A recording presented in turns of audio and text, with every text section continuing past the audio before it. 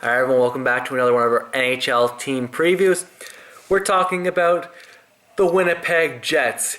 Yes, the former team that occupied the Southeast Division has moved now to the NHL's Western Conference and the Central Division. Last season they finished 9th in the East, but that result really means absolutely nothing now, considering that last season's lockout shortened year saw no teams cross over and play their other conference. So it'll be interesting to see how does Winnipeg adjust to the East. Big difference this year is that there's only 14 teams in the West, while there's 16 in the East, with Detroit and Columbus moving over. Ever since the Jets returned to Winnipeg, they have been coached by Claude Noel, who I'm not a big fan of, and I don't think their GM, Kevin Shadayoff, is much of a GM either. I think he makes a lot of rash decisions and trades away more than he should in some trades. The big loss to this team in the offseason, Alexander Burmistrov did not like the direction of this team, decided to go home back to Russia. A big loss for the team. They drafted him 8th overall in 2010, and he looked like he was going to be their number one center of the future, In net, this team is going to be very, very worried about every night. You have Andre Pavlik and Al Montoya, both former high picks, but neither has lived up to their billing. They're guys who are just going to be around that 900 save percentage every game, and you can't depend on them to be the goalie that's going to win you a game.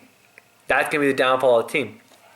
We look at their defense as a core led by former third overall pick Zach Bogosian. He really came into his own last year. Expect him to continue his growth as a player next season.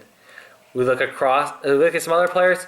Dustin Byfuglien, big buff, is big, and he's got a killer shot from the blue line. The biggest thing is, can he stay out of trouble and stay healthy?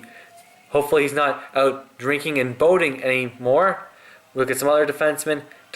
Bias Enstrom is one that's really underrated, does not get enough credit, mostly because he spent his entire career in Atlanta and Winnipeg on bad hockey teams. Mark Stewart is really their veteran presence, the assistant captain. He'll provide leadership back there and be a steadying presence.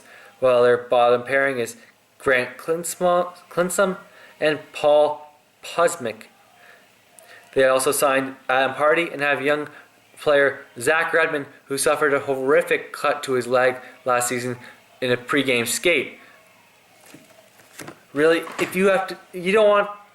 the Jets, you really don't want to see your last pairing out there. You really want to hope that Bogosian, Byfuglien, Enstrom, and Stewart eat up 50 minutes a game, because that last pairing is going to be one the teams are going to look to take advantage of on the matchups if they have last changer. Now we look at the Jets as a team that doesn't have a number one center. They're really trying to sell everyone on Mark Shalef, and he just hasn't shown anything in any of his time up there. Yes, he's a great junior player, but we've seen tons of great junior players who put up points and then amount to nothing. So they do have number one wingers in Evander Kane and Blake Wheeler. Both are big athletic players, great hands and skating ability. I expect them both to crack the 35 goal plateau this season. Look at the second line, and Brian Little is the guy you're going to be counting on, but really he hasn't performed up to the standard he had his rookie season when he had 30 goals. The wingers expect to be on the line: Captain Andrew Ladd, big physical third overall pick, and Devin Sadaguchi, another first round pick. Moved down further, and they acquired Michael Frolik in a trade from the Blackhawks. He played really well for the Blackhawks, and it didn't really make sense for the Jets to go out and get a player like him. Just why trade for him when there's players like him available every offseason? Ole Jokinen is past his prime.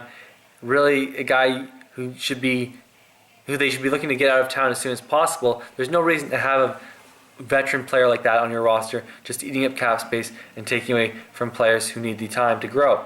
Patrice Cornier is a tough physical winger, but so is your whole fourth line, Eric Tangradi and Chris Thorne. Overall, this is a team that does not have a lot of top-end talent outside of Kane and Wheeler offensively. I just don't see the strength down the middle for this team to be a playoff team. I think they finish again in ninth in the West this time. and miss the playoffs. And that's my preview for the Winnipeg Jets.